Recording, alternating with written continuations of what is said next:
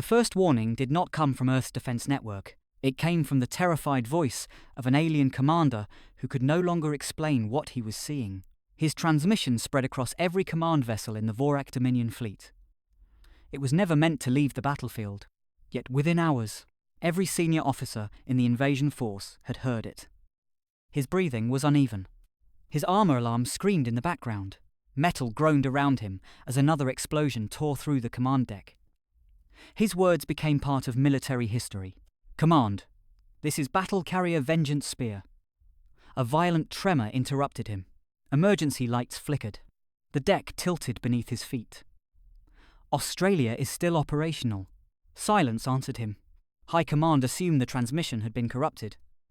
The commander continued anyway. "Our Western landing armies are gone. Our orbital reconnaissance network has collapsed. Our navigation grids no longer agree with each other. We cannot determine where the enemy actually is." Another explosion. Closer this time. The bridge windows filled with fire as one of the carrier's escort destroyers broke apart in orbit. Escape pods burst from its hull like sparks from a dying fire. The commander's voice became almost desperate. "They are everywhere. And nowhere." Far below, the Australian continent stretched beneath the burning sky. Not as a conquered world. Not as an occupied colony, but as an enormous battlefield that refused to obey any military logic the Dominion possessed. Entire regions appeared abandoned. Then suddenly erupted with coordinated resistance. Supply routes vanished. Airfields seemed empty until bombers launched from them. Convoys disappeared into dust storms, only to emerge somewhere the Dominion had believed impossible. Every satellite image contradicted the last. Every battlefield report disagreed with the next. To the alien invasion planners, Australia had become something terrifying, a continent that could not be predicted. The commander looked through the cracked observation glass. Dozens of burning dropships fell toward the red deserts below. Each one represented another elite unit lost. Each one represented another operation that had somehow failed. Again, and again. He whispered something his communications officer almost failed to hear. "This planet fights differently." Then the bridge shook with catastrophic force. A massive kinetic projectile tore through 3 armoured compartments before exploding inside the carrier's central reactor. Nobody on the bridge understood where it had come from. No orbital battery should have survived. No human fleet should have reached firing position. No targeting solution should have existed. Yet the impossible had happened. The enormous carrier slowly rolled in orbit. Its engines failed one after another. Its escorts scattered in complete confusion. Across the command network, distress signals multiplied. Navigation failure. Ground assault lost. Recon drone missing. Fuel convoy destroyed. Command relay offline. Unknown human positions. Every report sounded different. Yet every report described the same problem. Australia. The narrator paused. How had one continent become the nightmare of an empire that had erased hundreds of civilizations? How had a nation with a comparatively small population forced one of the galaxy's greatest military powers into open confusion? The answer did not begin with advanced weapons. It did not begin with orbital cannons. And it certainly did not begin with overwhelming numbers. It began 18 months earlier, long before alien ships filled Earth's skies. Long before cities burned beneath plasma fire. Long before humanity truly understood the scale of the coming war. The Vorak Dominion had crossed half the galaxy without meeting meaningful resistance. Their history stretched back thousands of years. Every campaign followed the same proven sequence. Destroy orbital defenses, cripple communications, seize transportation hubs, capture political leadership, break organized resistance. Within weeks, every civilization surrendered. Some fought bravely, some fought desperately, none fought successfully. The Dominion possessed fleets capable of eclipsing moons. Artificial intelligences calculated battle outcomes before the first shot was fired. Entire invasions were planned by predictive warfare engines that simulated trillions of possibilities. Failure was considered statistically impossible. Earth became merely another entry on a very long list. Human governments detected the incoming armada months before arrival. Emergency alliances formed almost overnight. military production accelerated. Scientists worked without sleep. Factories operated around the clock. Every nation prepared. Yet privately, many analysts believed certain regions could never be defended. Australia appeared near the top of that list. Too much coastline. Too few people. Too many isolated communities. Too many thousands of kilometres separating major cities. The Dominion reached exactly the same conclusion. Their predictive engines reached a confidence rating of 99.97%. Australia would fall within days. Its ports would become forward operating bases. Its airfields would support planetary conquest. Its deserts offered unlimited landing zones. Its isolation guaranteed defeat. The simulations agreed unanimously. One senior strategist even summarized the operation with complete confidence. The continent defeats itself. The Dominion fleet advanced. No one questioned the prediction. No one needed to. After all, the machines had never been wrong. Then the invasion began. The skies over northern Australia glowed with streaks of descending alien carriers. Massive dropships pierced the clouds. Shockwaves rolled across ancient deserts. Cities activated emergency sirens. Military bases disappeared beneath camouflage. Convoys scattered inland. Pilots lifted into the dawn. Naval vessels slipped quietly away from their harbours. Across the continent, ordinary people looked toward the sky. Truck drivers, farmers, miners, mechanics, paramedics, teachers, construction workers, rangers. They all understood the same truth. Life had changed forever. The Dominion expected panic. Instead, roads emptied with remarkable speed. Critical equipment vanished. Fuel reserves relocated. Remote communities went silent. Even before the first major battle, Australia had already begun changing shape. The invaders simply didn't realise it yet, because they were still fighting the Australia shown on their maps, not the Australia that was already adapting around them. And somewhere, far beyond the headlines, far from the famous generals and decorated heroes, one overlooked army combat engineer quietly watched the first invasion reports arrive. His name was Jack Bluey Mackenzie. Almost nobody remembered his name. The Vorak Dominion certainly didn't. Before the war ended, they would wish they had. The Vorak Dominion believed every war could be understood with enough data. Every soldier could be ranked. Every commander could be predicted. Every machine could be measured. Every battlefield could be solved like mathematics. It was a philosophy that had conquered entire galaxies, and for thousands of years, it had worked. When Dominion intelligence prepared its planetary invasion files on Earth, millions of human military records were collected. Biometric scans, personnel file, satellite observation, training footage, psychological evaluations, promotion histories. Every human soldier received a threat score. Special forces occupied the highest category. Combat pilots followed. Orbital commanders, cyber warfare specialists, strategic planners, decorated veterans. The Dominion believed wars were won by eliminating the most dangerous individuals first. It was an efficient system. It was also about to fail spectacularly, because buried beneath thousands of personnel files, hidden among logistics reports and engineering assignments, was one name that barely attracted a second glance. Corporal Jack Bluey Mackenzie. Threat assessment, extremely low. Combat decorations, none. Command authority, minimal. Primary duties, road maintenance, bridge repair, heavy engineering support, fuel storage inspections, disaster recovery, construction equipment operation, strategic importance, negligible. The alien analyst reviewing the file barely slowed down. He skimmed a photograph. A dusty Australian engineer standing beside an enormous bulldozer, sunburned, grinning, holding a coffee mug that looked almost as battered as the machine beside him. The analyst Sahil, construction worker. He marked the file complete.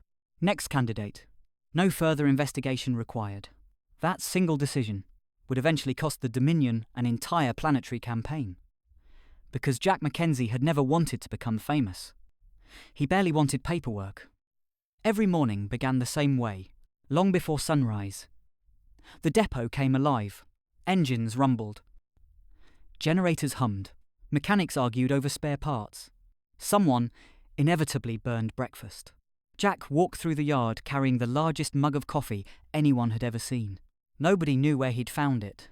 Rumour claimed it had originally been a mixing container for industrial paint.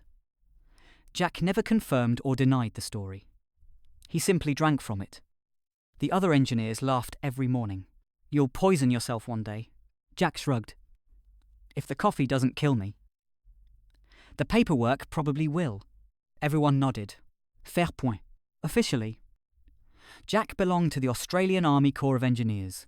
Unofficially, he repaired absolutely everything.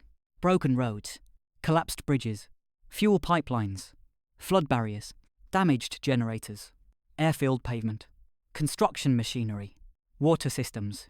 If something stopped working, someone called Bluey. His toolbox looked less like military equipment, and more like an entire hardware store had exploded into organised chaos. Wrenches, hydraulic hose, survey drones, laser levels, industrial welding gear, 3 different radios, electrical testing kits, enough spare bolts to rebuild a small town. His bulldozer carried more modifications than most armoured vehicles. The soldiers joked it probably had air conditioning better than headquarters. Jack smiled every time. Their priorities. The teasing never stopped. Whenever infantry units returned from exercises, someone inevitably shouted across the depot, "Oi, Bluey! When are you joining the real army?" Jack usually answered without looking up. "When your tanks stop breaking." The laughter echoed across the yard. Even the officers smiled. Nobody questioned his work ethic. Nobody questioned his competence. They questioned everything else. Jack could become completely absorbed by problems most people never noticed. He would spend an hour studying the angle of a drainage ditch, half a day measuring road surfaces, entire evenings checking bridge supports. One lieutenant finally asked, "Why are you staring at asphalt?" Jack crouched beside the road, tapped it thoughtfully. "It'll crack in 6 months." The lieutenant blinked. "It looks perfectly fine." Jack nodded. "That's why it'll surprise people." 6 months later, the road cracked exactly where he predicted. Nobody laughed quite as loudly after that. Still, he remained just an engineer. Nothing glamorous, nothing heroic, no dramatic speeches, no elite combat assignments, no medals, no newspaper interviews. While decorated infantry trained for battle, Jack attended infrastructure meetings. While fighter pilots practiced orbital interceptions, Jack inspected culverts. While command officers discussed strategy, Jack argued with suppliers about replacement bearings. He preferred it that way. Machines made sense. Concrete made sense. Roads made sense. People were considerably more complicated. Then the invasion alerts arrived. Everything changed overnight. The depot transformed from a construction base into a military logistics hub. Bulldozers received armour plating. Excavators were loaded onto heavy transports. Bridge building equipment moved toward defensive sectors. Fuel reserves doubled. Construction materials disappeared faster than they could be delivered. Jack watched organised chaos unfold around him. Most soldiers focused on weapons. He watched roads, traffic flow, supply route, repair schedules, because someone had to. One exhausted captain walked into the engineering office carrying 3 maps. "We've got infantry requesting transport routes. Artillery needs new firing positions. Command wants emergency evacuation roads." Jack unfolded every map, studied them quietly, then pointed at a nearly forgotten service track winding through hundreds of kilometres of remote terrain. "Use this." The captain frowned. "That's barely a road." Jack smiled. "It is if you know how to drive it." Within days, that forgotten track quietly became one of the most important supply routes in northern Australia. Nobody outside the engineers noticed. Jack didn't mention it. He simply moved on to the next problem. Far above Earth, Dominion surveillance satellites continued updating personnel assessments. Artificial intelligence compared behaviour patterns. Promotion rate, command authority, combat performance. Jack's file changed only once. Occupation, combat engineer, threat rating, still extremely low. Analyste command, support personnel, low priority. Ignore. The machine had reached its conclusion. Construction workers did not decide wars. The irony was almost beautiful, because Jack himself had no idea he was being watched. He spent that same afternoon replacing hydraulic hoses on a 40-year-old bulldozer. A young private wandered over. Bluey.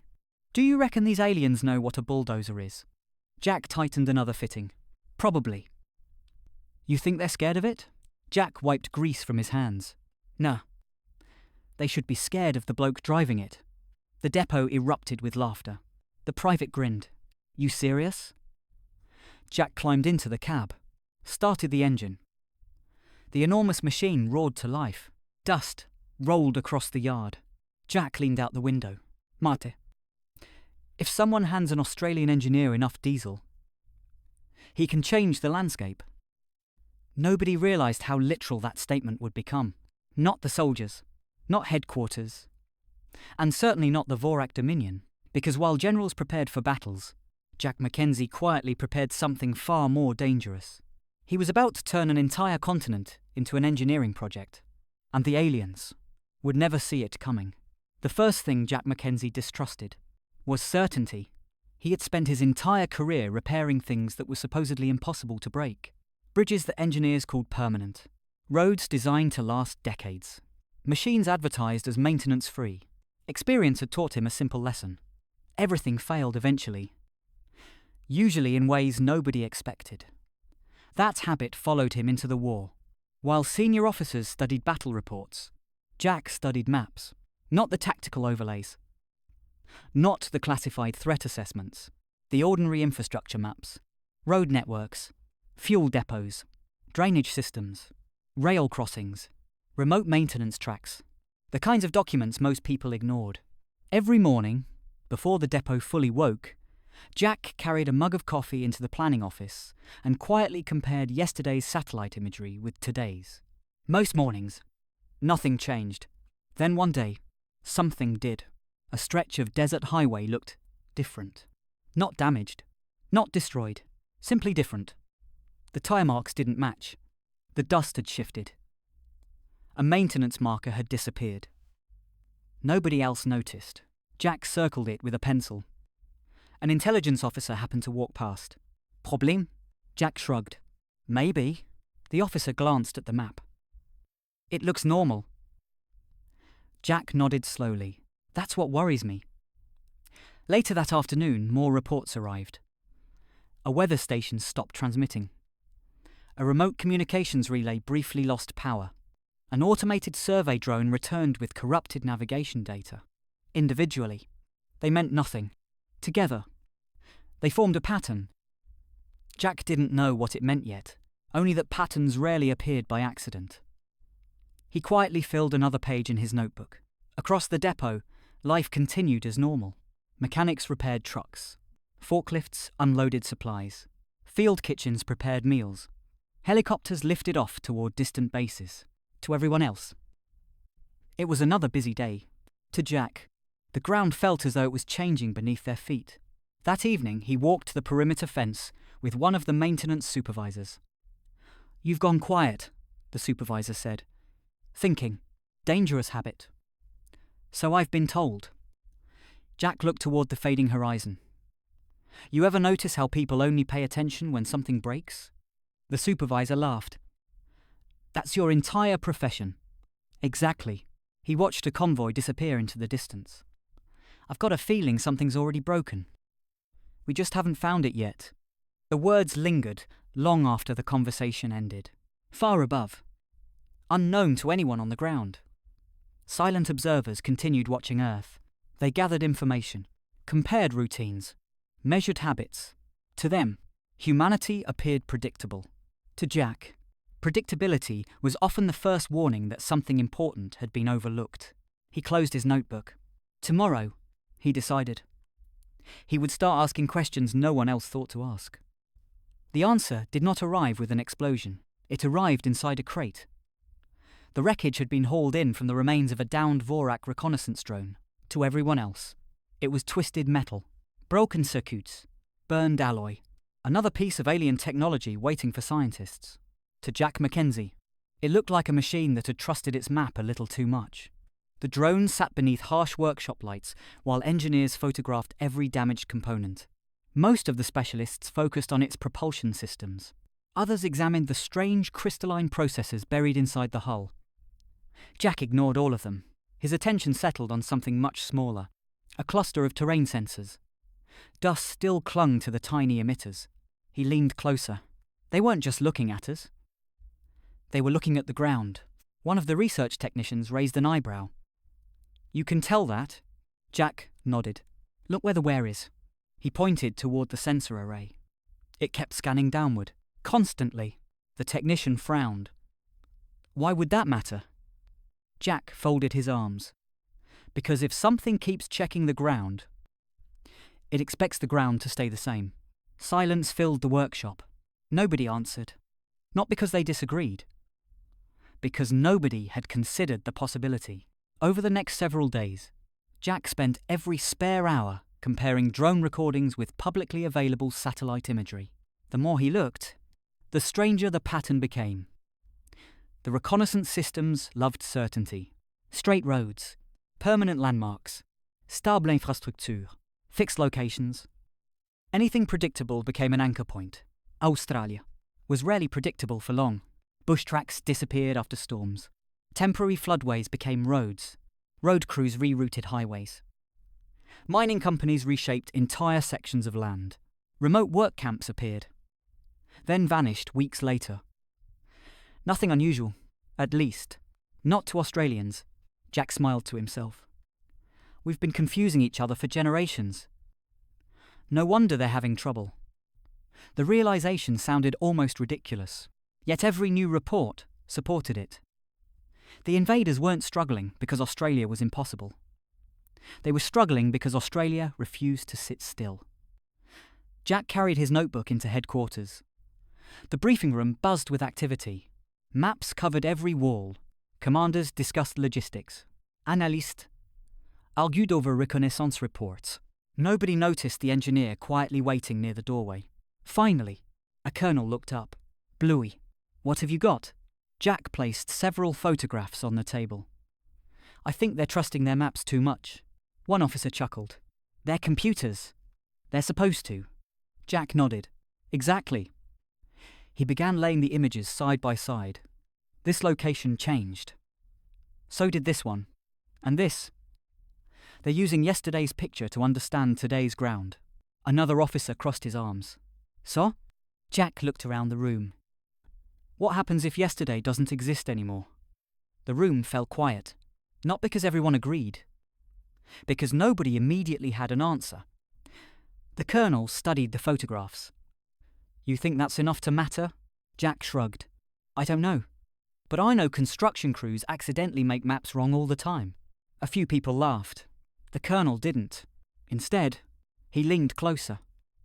"If you had complete freedom, what would you do?" Jack thought for a moment, then smiled. "I'd stop trying to hide things." The room looked confused. "I'd move them. Fuel tanks, equipment, storage yards, temporary buildings, road signs. Anything that looks permanent. If they're expecting certainty, let's give them change." No dramatic speech followed. No immediate applause. Only thoughtful silence. The colonel finally nodded once. "You'll need cooperation from half the depot." Jack grinned. "I know people." Within days, construction schedules quietly changed. Maintenance teams relocated temporary structures. Portable workshops shifted locations. Storage containers found new homes. Road crews redirected service lanes that were due for maintenance anyway. Everything still worked. In some places. It worked even better than before. To the men and women doing the jobs, nothing felt extraordinary. It was simply another busy week. To anyone watching from orbit, the patterns became harder to follow. Not impossible, just less certain.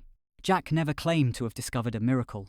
He simply trusted a lesson every engineer learns eventually. The strongest structure in the world means very little if everyone believes it's somewhere else. As the sun disappeared beyond the red horizon, Jack stood beside his battered bulldozer. He looked across the depot.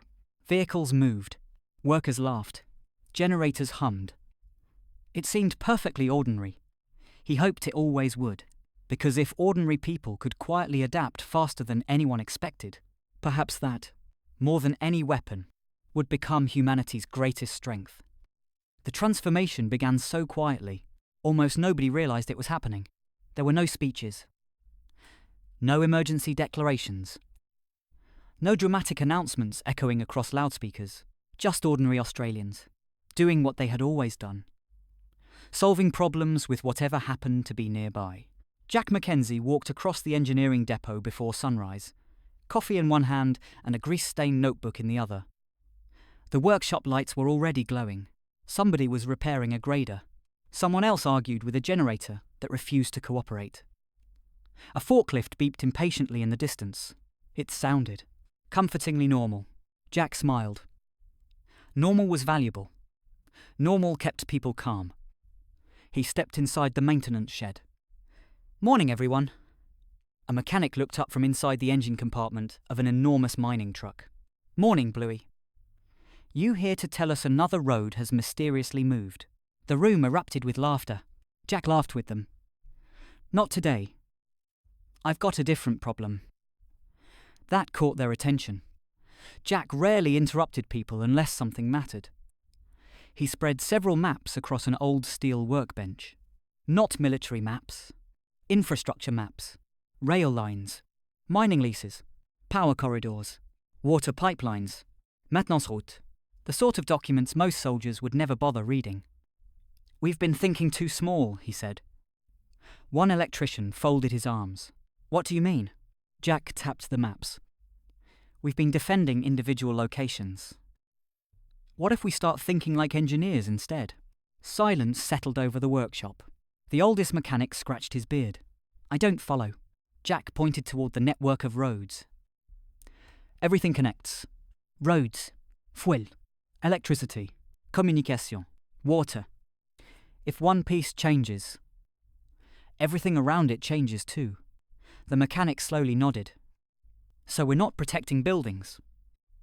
We're protecting the system." Jack smiled. "Exactly. Word spread. Not through military channels. Through conversations. A road supervisor mentioned it during lunch. A rail engineer repeated it during a maintenance meeting. A mining foreman brought it up over coffee.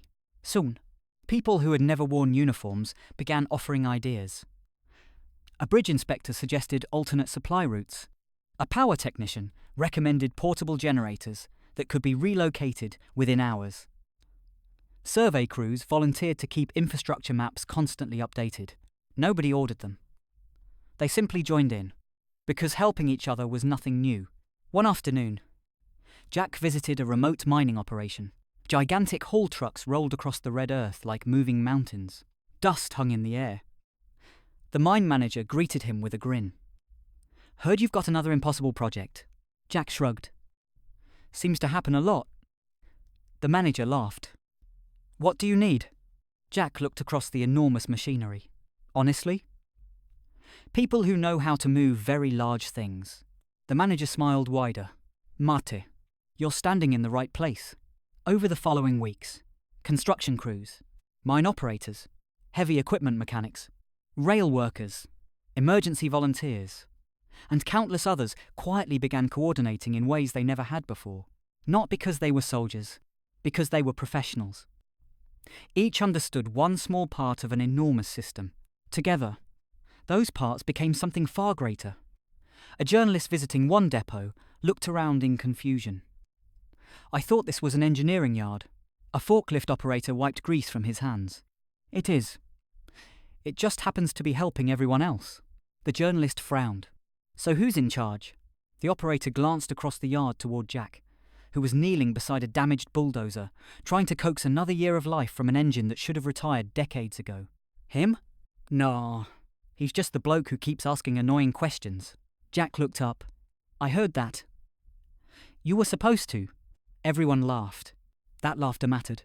Even as the uncertainty grew, even as distant reports hinted that the next wave of the invasion would be larger than anything seen before. Life continued. Machines were repaired. Roads were maintained. Supplies kept moving. Communities stayed connected. It wasn't glamorous. It wouldn't make headlines. But somewhere beyond Earth's atmosphere, observers watching Australia began noticing something they couldn't quite explain. Nothing dramatic had changed, and yet everything seemed to be working together, not through rigid orders, not through perfect planning, but through thousands of ordinary people quietly adapting, one practical solution at a time. The Dominion still believed it was studying a battlefield. What it was really watching was an entire society learning to move as one. For 6 long months, the Vorak Dominion searched for a decisive victory. It never came. Every morning began with confidence. Every evening ended with unanswered questions. Their commanders studied holographic maps until exhaustion. Artificial intelligences recalculated probabilities by the trillions. Entire departments existed solely to explain one impossible statistic. Australia should have fallen weeks ago. Instead, it endured. Not through overwhelming firepower, not through impossible technology, but through relentless adaptation. Every report reaching Dominion High Command sounded strangely familiar. Reconnaissance incomplète. Supply estimates inaccurate. Ground conditions inconsistent. Civilian infrastructure functioning beyond expectations. None of those reports, on their own, sounded alarming. Together, they painted a picture no Dominion strategist wanted to admit. The invasion had stopped advancing. Far above Earth, Supreme Commander Varesh stood inside the command chamber of the colossal flagship Iron Judgment. Stars drifted silently beyond the panoramic viewport. Beneath them, the blue curve of Earth rotated peacefully. It looked harmless, beautiful even. Varesh hated beautiful planets. Beautiful planets had a habit of becoming expensive campaigns. He turned toward the assembled officers. "I want an explanation." Silence. One intelligence director finally stepped forward. "Our predictive models remain highly accurate." Varesh stared at him. "Then why are we still discussing Australia?" The officer hesitated. "We believe the humans are experiencing an unusually successful defensive period. Temporary." Another silence. Longer this time. Varesh slowly walked toward the holographic projection of Australia, floating above the briefing table.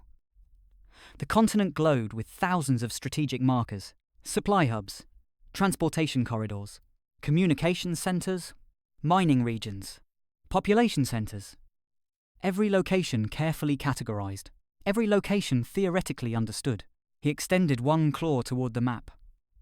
"If we understand it, why do we keep losing the initiative?"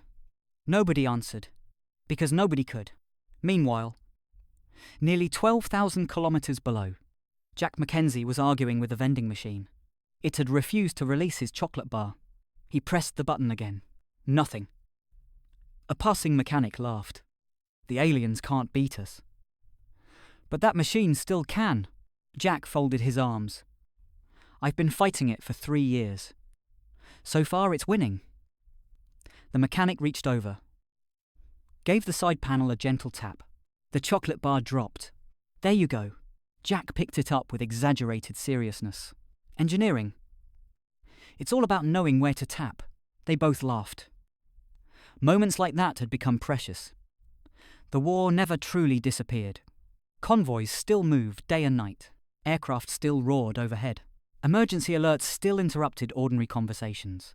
Yet people continued living, working, fixing, helping, because waiting for fear accomplished nothing. Later that afternoon, Jack received a priority summons to regional headquarters. The atmosphere inside the operations room felt different, quieter, more focused. Large tactical displays covered every wall. Officers stood shoulder to shoulder around a central table. Nobody was joking today. The regional commander looked up as Jack entered. "Bluey, we've received new orbital observations." Jack studied the display. Hundreds of bright signatures gathered beyond the moon's orbit. Even without military training, the meaning was obvious. More ships, many more. The commander spoke softly. "We believe this is their largest reinforcement fleet so far." No one interrupted. The room remained silent. Jack looked carefully at the projection. "So, this isn't another raid?" The commander shook his head. "No, This is an attempt to finish the job. Outside, the depot continued operating. Forklifts moved containers. Road trains departed through the front gate. Mechanics replaced engines. Someone somewhere played old Australian rock music, far louder than regulations allowed. Life carried on. Jack watched through the headquarters window, then smiled faintly. One young lieutenant noticed. "You don't seem surprised." Jack kept watching the yard below. "I was expecting they'd come back." The lieutenant frowned. "You're awfully calm." Jack shrugged. "They're doing exactly what I'd do. They've tried solving little problems. Now they're trying to solve the whole thing." The lieutenant looked uncertain. "And?" Jack finished the last sip of his coffee. "The trouble with big plans is that they usually depend on everything going exactly right." He placed the empty mug on the windowsill. "Real life rarely cooperates." Thousands of kilometers above, the reinforcement fleet crossed into Earth's orbital space. It was unlike anything humanity had yet encountered. Immense guerriers, heavy escorts, supply vessels stretching across the darkness. The stars themselves seemed to disappear behind the armada. Across countless Dominion ships, young officers felt certain this operation would restore their empire's reputation. Veteran officers felt something else: unease. Not because humanity possessed superior weapons, not because Australia possessed impossible defences, but because every confident prediction made about that continent had somehow ended the same way. Wrong. As the fleet advanced, the first shadows swept across the Australian coastline. Cities dimmed beneath their immense silhouettes. The wind carried red dust across endless highways. Far below, Jack Mackenzie climbed into the cab of his faithful bulldozer. He rested one hand on the worn steering wheel. The engine rumbled to life with its familiar growl. He smiled to himself. "All right. Let's see what you've learned." Far above, the Dominion believed the real battle was about to begin. They had no idea. Australia had been preparing for it all along. The first warning sirens echoed across northern Australia just after sunrise. Not because the enemy had landed, because they had finally committed. Orbital telescopes tracked hundreds of descending objects. Some were reconnaissance platforms. Others were enormous atmospheric transports. The largest blotted out the morning sun for several seconds before disappearing into dense cloud cover. Across military headquarters, nobody panicked. The time for panic had passed months earlier. Now, everyone simply went to work. Road crews finished sealing damaged highways. Emergency engineers inspected bridges one final time. Medical teams loaded the last field supplies. Convoys rolled out without horns, without speeches, without hesitation. Jack Mackenzie watched them leave from the roof of the engineering depot. A young corporal climbed the ladder carrying 2 mugs of coffee. "I figured you'd forget yours." Jack accepted it with a grateful nod. "Thanks." The corporal looked toward the distant horizon. "Big day." Jack smiled faintly. "They usually are." The young soldier hesitated. "Are you nervous?" Jack took a slow sip. "Always." "You'd be foolish not to be." The corporal expected another joke. None came. For the first time since the invasion began, Jack looked genuinely tired. Not frightened, just tired. Months of constant repairs, constant planning, constant adaptation, had worn everyone down, yet the depot below remained alive. Forklifts moved supplies, mechanics tightened bolts, survey crews checked instruments. Someone complained that the coffee machine had broken again. Another engineer answered immediately. "It always breaks when we're busiest." Laughter drifted across the yard. Even now, people found reasons to laugh. Jack appreciated that, because morale, like machinery, needed maintenance. Far above, Supreme Commander Varesh observed the unfolding operation from the bridge of the Iron Judgment. Unlike previous offensives, this one unfolded with almost perfect precision. Landing craft descended in orderly formations. Reconnaissance satellites transmitted continuously. Communication networks remained stable. Everything looked exactly as Dominion doctrine predicted. One operations officer smiled. "Excellent. The humans appear unprepared. Varesh did not return the smile. He had commanded campaigns for nearly 2 centuries. Experience had taught him something every simulation ignored. When everything appeared perfect, someone probably wasn't seeing the whole picture. Back on Earth, reports flowed steadily into headquarters. No unusual civilian movement. Power systems stable. Road network operational. Engineering assets accounted for. The regional commander looked toward Jack. You expected something different. Jack considered the question. Not different, just Messiah. The commander raised an eyebrow. Messiah? Jack nodded. They've spent years fighting civilizations that build everything the same way. We don't. The commander chuckled. No, we definitely don't. Outside, a sudden desert wind swept through the depot. Dust curled across the concrete. Loose papers fluttered.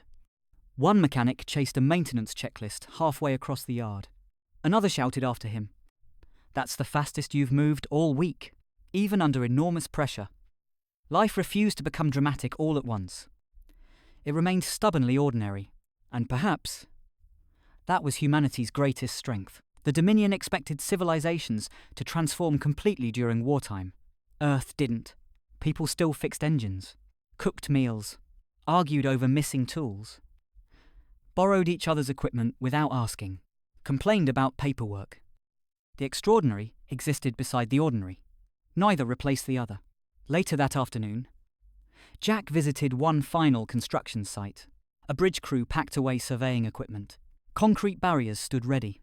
Heavy machinery rested in neat rows beneath the fading sun. One apprentice engineer approached nervously. Corporal, do you think we've done enough? Jack looked over the quiet landscape.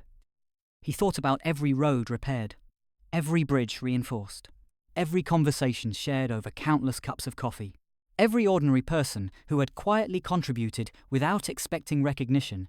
Finally, he answered, I think we've done everything we could. The apprentice nodded slowly. I suppose that's all anyone can ask. Jack smiled. Exactly. As darkness settled across the Australian interior, the first distant flashes appeared along the horizon. Not explosion. Lightning. A summer storm rolled across the outback. Towering clouds climbed into the night sky. Rain began falling over dry ground. The scent of wet earth drifted across the depot. Jack stood beneath the shelter of the workshop roof, listening, watching, waiting. Somewhere beyond those clouds, the largest fleet the Dominion had ever committed to Earth continued its advance. Its commanders believed tomorrow would bring a decisive victory. They believed preparation ended when the first operation began. Humanity knew better. Preparation was never a single event. It was a habit, a way of thinking, a willingness to adapt one more time, even when exhausted. Jack finished the last of his coffee, set the empty mug on a nearby toolbox, then quietly walked back into the workshop. There was still work to do, because whatever tomorrow brought, the engineers intended to meet it. With every machine running, dawn arrived beneath a sky that no longer belonged to Earth. The stars had vanished. In their place, countless Dominion vessels drifted across the heavens like an artificial constellation. Their shadows stretched across oceans, across deserts, across cities that had watched the invasion grow closer day by day. For a long moment, the world seemed to stop breathing. Then, life continued. Children still ate breakfast in evacuation centres. Truck drivers checked tyre pressure before long convoys. Mechanics argued over missing spanners. Someone somewhere complained that the coffee tasted terrible. Humanity had developed an unusual talent during the long war. It had learned how to continue living, even beneath impossible skies. Jack Mackenzie stood outside the engineering depot, watching the fleet overhead. One of the younger engineers walked beside him. You ever think we'd get used to seeing that? Jack looked up. I hope not. The younger man nodded. Why? Jack smiled faintly. If something that big ever starts feeling normal, we've stopped paying attention. The engineer laughed quietly. Fair point. Inside the regional headquarters, the latest reports flowed in one after another. Orbital tracking confirmed multiple Dominion formations entering the atmosphere. Communications remained active. Civilian evacuations were progressing. Infrastructure teams continued reporting for duty. The commanding general studied the incoming data, then looked toward Jack. "You've been unusually calm." Jack shrugged. "I'm an engineer. I've learned that the loudest problems aren't always the dangerous ones. What worries me is the thing nobody notices." The general leaned back thoughtfully. "You really think that way all the time?" Jack chuckled. "My wife says it's exhausting." Laughter rippled through the operations room. It lasted only a few seconds, but for those few seconds, the tension eased. Outside, the first Dominion survey craft appeared above the horizon. They moved with eerie precision. Perfect spacing, perfect alignment, perfect discipline. One soldier watched them through binoculars. "They fly like machines." Another answered, "Maybe they are." Jack quietly shook his head. "No, they're people. They just trust certainty more than we do." As the morning passed, reports from across Australia began arriving. Road crews adapted to changing conditions without waiting for instructions. Emergency volunteers redirected supplies where they were needed most. Mining teams offered heavy equipment to nearby communities. Power technicians restored electricity within minutes whenever storms interrupted local grids. The Dominion watched all of it. Their analysts grew increasingly confused. Nothing humanity did seemed remarkable. No single action changed the course of events. Instead, thousands of ordinary decisions blended together into something unexpectedly resilient. An intelligence officer aboard the Iron Judgment finally voiced the question troubling everyone. "Commando, why do they recover so quickly?" Supreme Commander Varesh remained silent for several moments, then answered quietly, "Because recovery appears to be part of their culture." The officer frowned. "I don't understand." Varesh continued watching the planetary displays. "They don't wait for perfection. They begin fixing problems before they're finished identifying them." Around the bridge, no one argued, because every report supported the observation. Back on Earth, Jack visited the depot workshop one last time before the expected landings. The old bulldozer stood exactly where it always had. Its faded paint carried years of scratches. Its engine had more repairs than original components. Jack rested one hand against the steel frame. A mechanic approached carrying a wrench. "You know, if anyone ever writes about this war, they're going to make us sound far more impressive than we really are." Jack laughed. "They'll probably leave out all the broken engines. And the paperwork. And the missing tools." The mechanic grinned. "They'd better not. That's half the story." For a moment, neither man spoke. The workshop echoed with familiar sounds. Air compressors, impact wrenches, radio chatter, ordinary noises, comforting noises. Jack looked around slowly. "This place taught me something." The mechanic waited. No machine survives because it's perfect. It survives because people keep caring enough to repair it. The mechanic smiled. "Sounds like it applies to more than machines." Jack nodded. "It usually does." As evening approached, the first Dominion landing craft descended through layers of crimson cloud. Across Australia, millions looked toward the sky.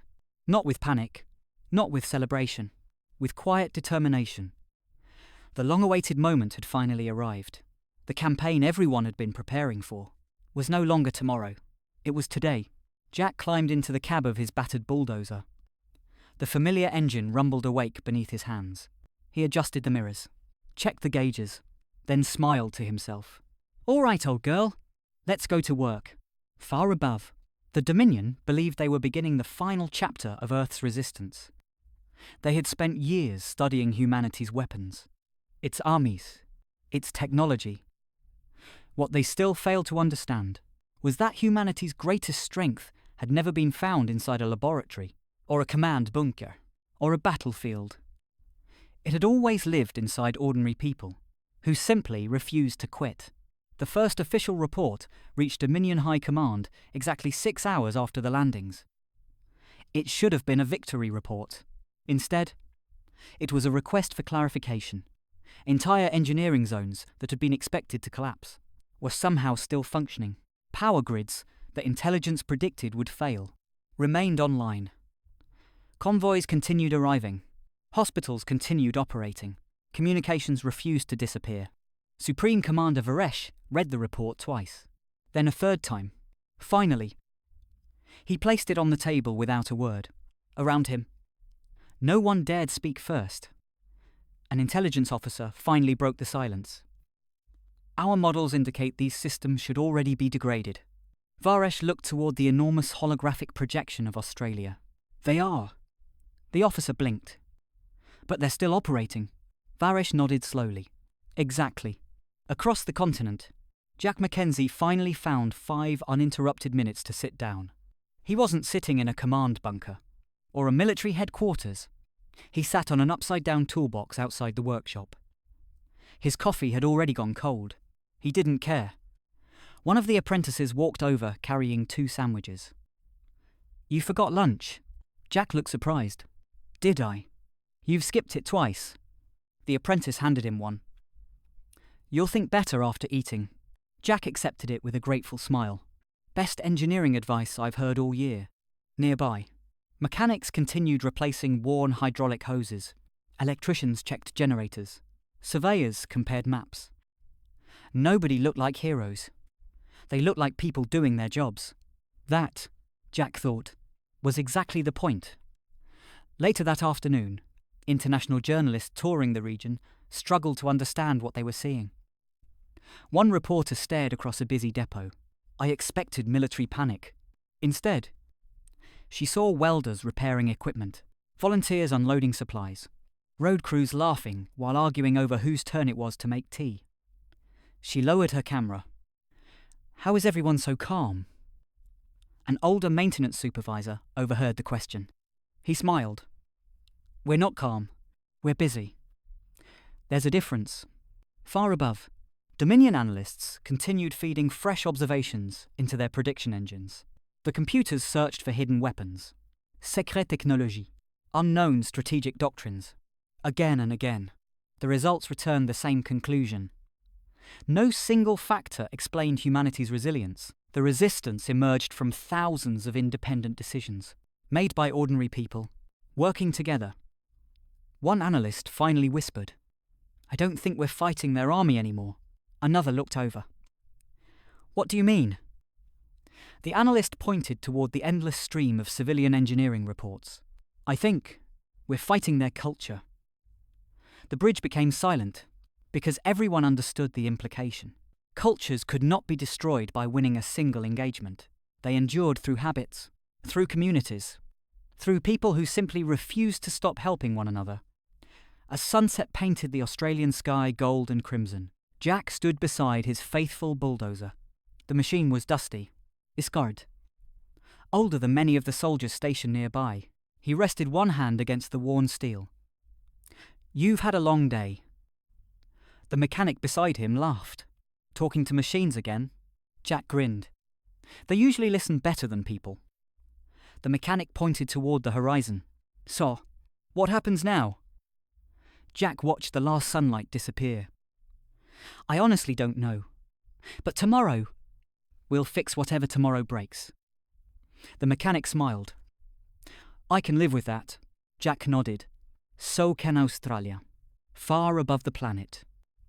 The Dominion prepared new reports, new plans, new projections. They still believed victory was inevitable. They still believed humanity would eventually behave as every other civilization had before it. They were still making the same mistake, because they had spent years studying humanity's machines, when they should have been studying the people who kept rebuilding them. Months later, the war was over, not with one final explosion, not with a single decisive battle, and not because one side suddenly became stronger than the other. It ended because the Vorak Dominion finally accepted a truth it had spent years trying to ignore. Humanity was impossible to predict. Across the galaxy, military academies began rewriting entire textbooks. The Australian campaign occupied an entire chapter. Not because it featured history's largest battle, but because it overturned centuries of military doctrine. The official title read, "The Continental Resilience Case Study." The soldiers called it something much simpler. "The Time the Engineers Confused an Empire." A young alien cadet stood before an enormous classroom hologram. The projection displayed a faded photograph. An ordinary bulldozer. Paint scratched, panels dented, covered in red Australian dust. The cadet looked confused. Instructor, surely this cannot be the machine responsible for delaying an Imperial advance. The instructor smiled. No. The machine wasn't. The people operating beside it were. He enlarged another image. Mechanics laughing over coffee. Surveyors studying maps. Volunteers repairing storm damage. Engineers covered in grease. None carried medals. None looked legendary. Yet together, they had accomplished something the Dominion had believed impossible. The cadets remained silent. One finally asked, "So, what was humanity's greatest weapon?" The instructor answered without hesitation. They never waited for someone else to solve the problem. Back on Earth, life slowly returned to something resembling normal. Road trains crossed the outback again. Mining operations reopened. Families returned home. Children once again complained about school instead of evacuation drills. The engineering depot looked much the same as it always had. The workshop roof still leaked whenever it rained. The forklift still made an alarming noise every Tuesday. The coffee machine still produced coffee that mechanics insisted qualified as industrial solvent. Some traditions simply refused to disappear. Jack Mackenzie walked through the depot one quiet morning carrying his battered toolbox. Nothing about him suggested he had become one of humanity's most recognized names. His boots were dusty. His shirt carried fresh grease stains. Someone called across the workshop. "Bluey! The grader's acting up again." Jack sighed dramatically. "I leave it alone for 5 minutes. And it starts demanding attention." Laughter echoed through the shed, exactly as it always had. A young apprentice approached him nervously. "Sir, I've read all the reports. They say you saved Australia." Jack looked genuinely embarrassed. "No. I helped fix a few problems." "Lots of people did the same." The apprentice frowned. "But history books mention your name." Jack smiled. "History books like simple stories. Real life isn't simple." He gestured around the busy workshop. "You see those mechanics? They kept machines running. The electricians kept power flowing. The truck drivers kept supplies moving. The volunteers kept communities together. The doctors kept people alive. I was never doing this alone." The apprentice looked around the depot with new eyes. For the first time, he noticed what had always been there. Not heroes, a team. Years later, visitors from allied worlds toured Australia. They expected grand monuments, massive statues, gigantic museums celebrating victory. Instead, many found something wonderfully ordinary. A small plaque outside the old engineering depot. It read, "Dedicated to everyone who simply showed up and did their job." Nothing more, nothing less. Visitors often asked why there were no names. The local guide always answered the same way. There were too many. Far across the galaxy, Dominion merchant captains passed down an unofficial warning to every new recruit. If you encounter humans, expect surprises. If you encounter Australian engineers, expect impossible solutions. And if an old mechanic smiles, assume he has already solved tomorrow's problem. One warm evening, Jack sat outside the workshop, watching the sunset paint the sky orange and gold. The battered bulldozer rested nearby after another day's work. A mug of coffee sat beside him. One mechanic wandered over. "You know, the galaxy thinks you're a legend." Jack chuckled. "The galaxy has clearly never seen me trying to fix a photocopier." Both men laughed. The mechanic raised his mug. "Two ordinary people." Jack lifted his own. "Two ordinary people." They clinked mugs. Around them, engines hummed. Tools rattled. Someone argued over where they'd left a wrench. Another shouted that the kettle had finally boiled. Life, wonderfully, ordinarily, continued. And perhaps that became humanity's greatest victory of all. Not that it had survived, but that, after everything, it still found reasons to laugh, still found reasons to help, still found reasons to build. Because the galaxy had learned a lesson it would never forget. Never underestimate ordinary people, especially when they stand together, and never assume the quiet engineer at the edge of the workshop. is the least important person in the room. Sometimes, they're the reason everyone else gets to go home.